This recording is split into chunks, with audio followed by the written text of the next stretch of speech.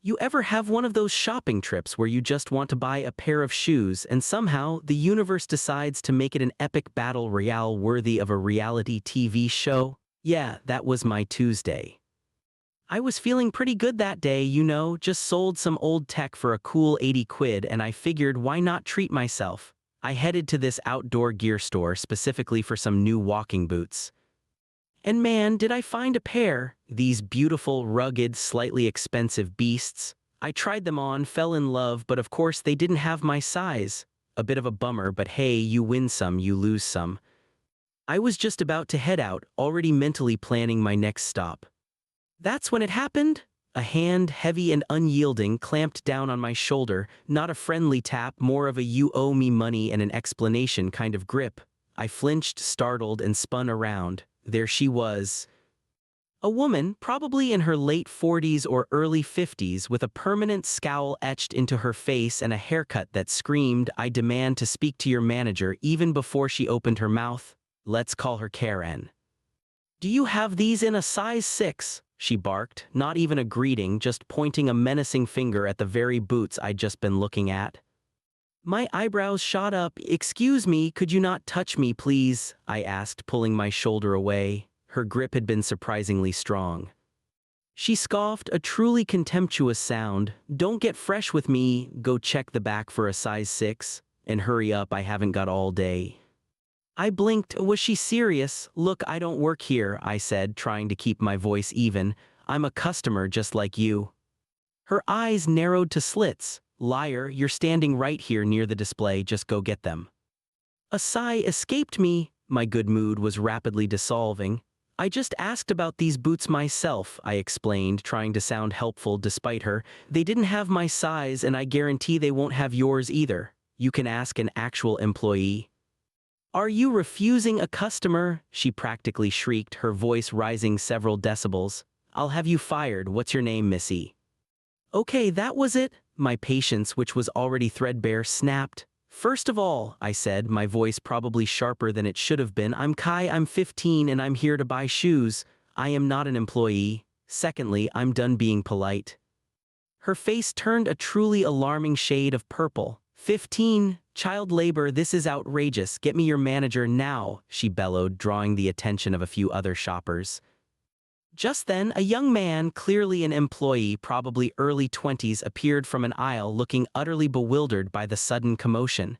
He was wearing the store uniform, a branded polo shirt. Karen, seeing her target, immediately pivoted her fury. "Finally, your insolent employee here," she jabbed a finger at me, "is refusing to do her job, lying about working here and just being incredibly rude." The poor employee looked from Karen's enraged face to my exasperated one, then back to Karen, clearly trying to process. "Ma'am," he started hesitantly, "he's right, he's not an employee, he's not wearing a uniform."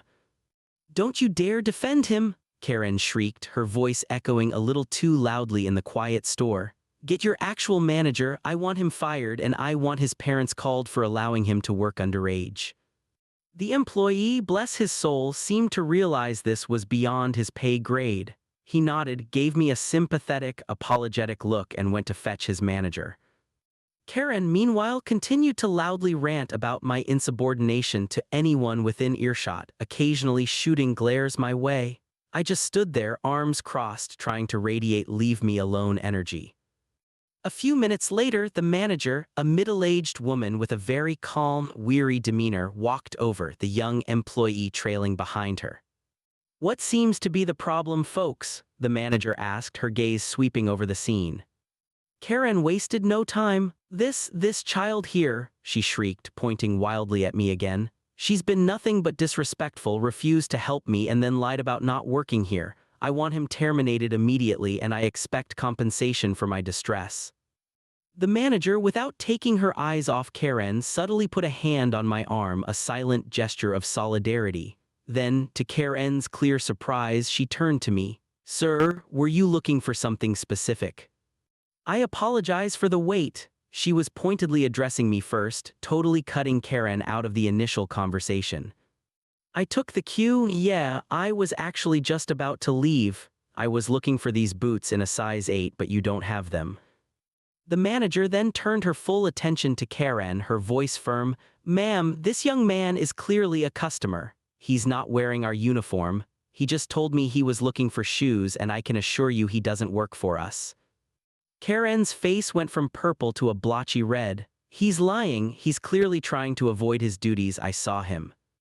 He was doing something with that display." She started getting physically agitated, stepping closer to me, gesticulating wildly, her voice growing increasingly shrill. "This is completely unacceptable. You're letting your employees treat customers like this." She lunged slightly as if to grab my arm again, but I instinctively pulled back. "Ma'am," the manager said, stepping between us, her voice now completely devoid of warmth, "I'm going to have to ask you to calm down or leave the store. You are actively harassing a customer." "I'm not leaving," Karen screeched, stamping her foot like a toddler. "I'm a paying customer. You will serve me." She tried to push past the manager, clearly intending to confront me again. The young employee, who had been hovering nervously, quickly stepped forward. "Sir," he said to the manager, "she's really causing a scene. Other customers are staring." She just tried to grab him again. The manager nodded, a determined look on her face. "All right, ma'am. Since you won't calm down and you're assaulting customers, I'm calling the police. You are now being trespassed from this store." She pulled out her phone and started dialing. Karen let out a truly ear-splitting shriek. "You wouldn't dare. I'll sue you. I'll have your job." But the manager just held the phone to her ear, calmly recounting the situation to the dispatcher. It wasn't long before 2 police officers arrived. They were efficient, professional, and took one look at the red-faced, flailing Karen and the calm, collected manager and knew exactly what was going on. After a brief conversation with the manager, they escorted a still screaming, threatening Karen out of the store. The entire drama had probably lasted no more than 15 minutes, but it felt like an hour. Once the storm had passed, the manager turned back to me, looking genuinely apologetic. "I am so incredibly sorry you had to deal with that, kid. That's not the experience we want for anyone." She paused, then smiled faintly. "You know what? We actually do have those boots you liked in a size 5'5". It's close to a 6, might work with thicker socks. Let me check the back for you." She came back a moment later with the boots. "All right," she said, handing them to me. "How about a little discount for your troubles? And you know what else? How about a gift card for our cafe downstairs on us? Consider it an apology." I was pretty stunned but gratefully accepted. She even joked, "Honestly, you handled that better than some of my staff. You should apply to work here." I laughed but gently declined. So I ended up with those awesome hiking boots, a decent discount, and a gift card that more than covered a delicious sub, a cookie, and a drink from their cafe. I found a quiet corner, cleaned a small scuff off my shirt, probably from Karen's initial grab, and savored my unexpected, albeit hard-won, free meal. It was an absolutely wild ride for a Tuesday afternoon shoe shopping trip, but hey, at least I got a story out of it and some sweet new boots. What do you guys think? Have you ever had a Karen go this nuclear on you? Let me know in the comments below. Okay, real talk, if you're still here after 2 of these chaotic Reddit tales, you're probably one of us. Go ahead, hit subscribe. It's free chaos every episode. Now, let's dive into story number 3.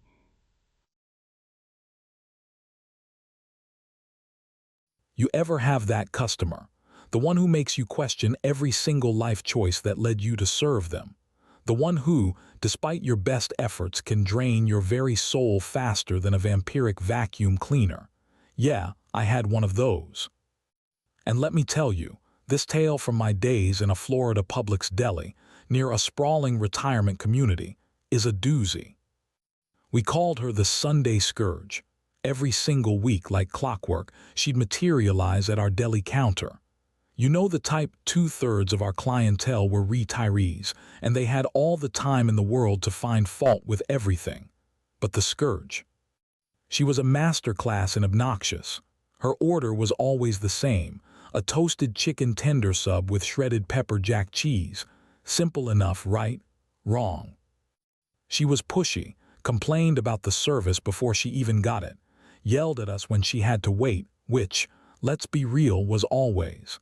loudly griped about everything, snapped her fingers at employees like we were her personal servants. Even whistled to get our attention, and a please or thank you, forget about it. Those words didn't exist in her vocabulary.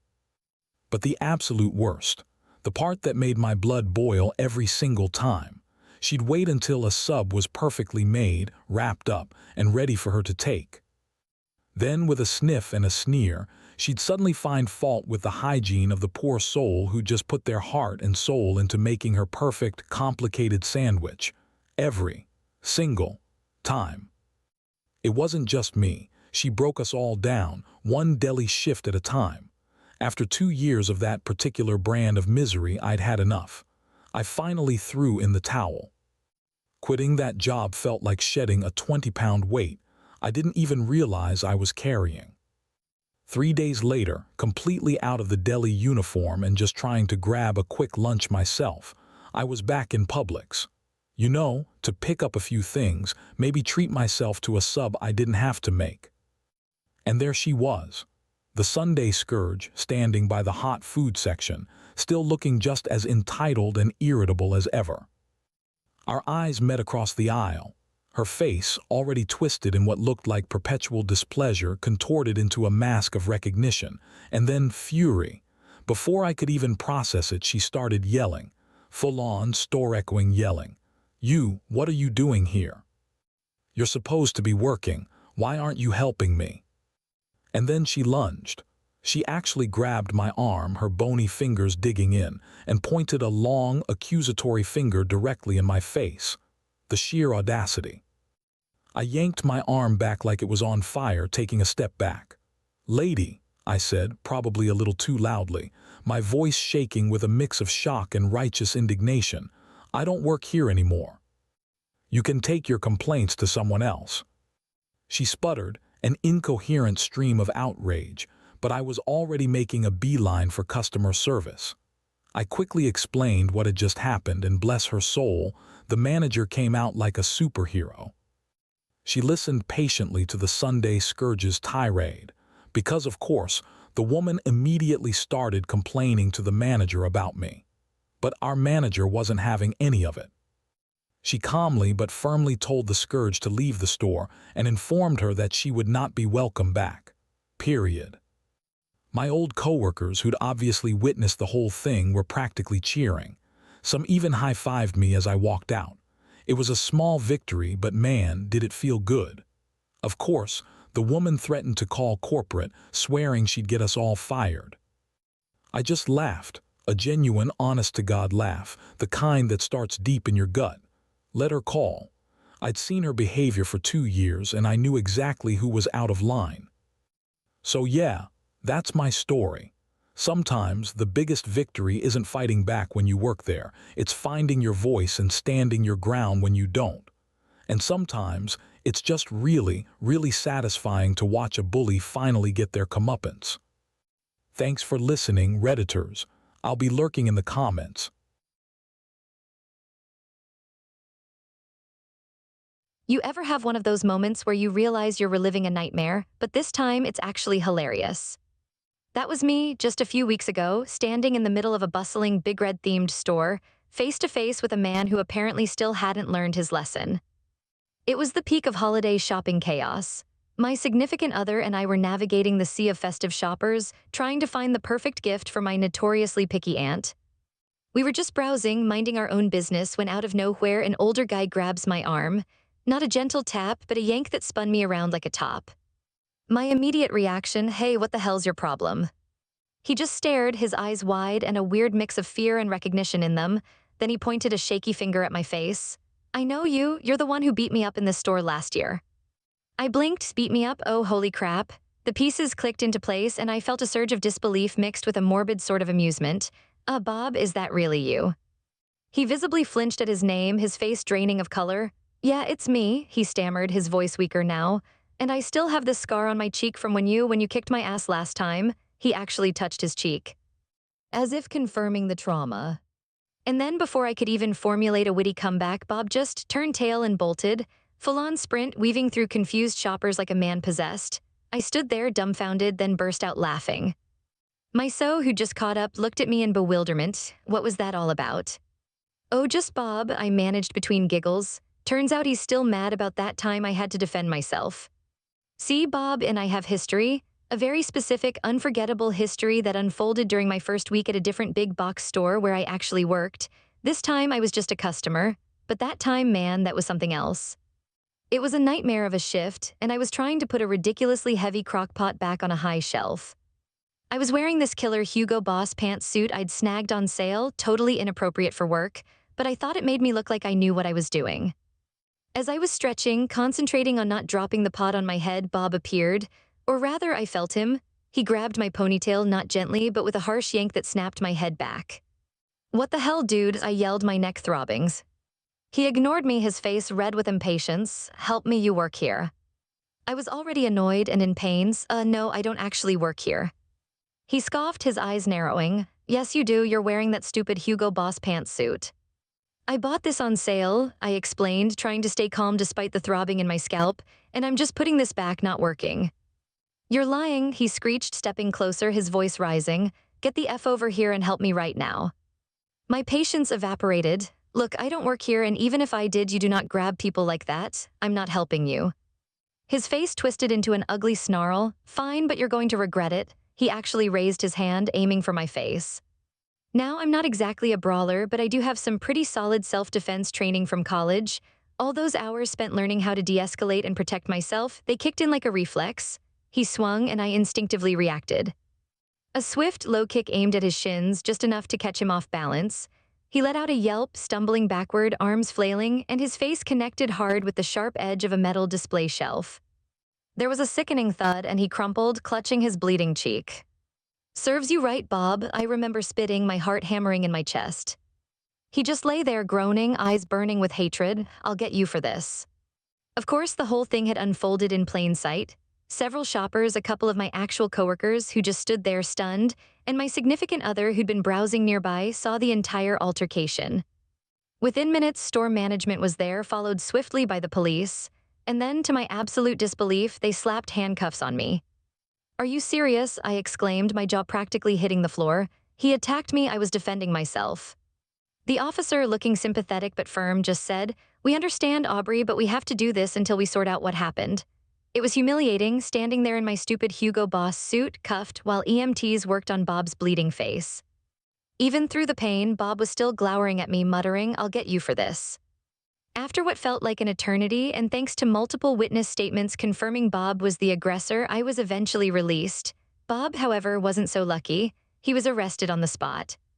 I gave my statement, packed up my things, and never stepped foot in that store for work again. A few months later, I got an update. Bob was found guilty of assault. Score 1 for not taking crap. So yeah, fast forward to today with Bob sprinting away like a scared rabbit through the Christmas decorations. My so was still chuckling. Did he really just say you kicked his ass? He sure did, I grinned, feeling a satisfying rush of vindication. And honestly, given how he reacted to just seeing me, I think he finally got the message this time. Some lessons just take a little longer to sink in, you know. Hope you guys got a laugh out of Bob's repeat performance. Maybe next time he'll think twice before grabbing someone's suit or no suit. Roll right into the next one. It's waiting for you.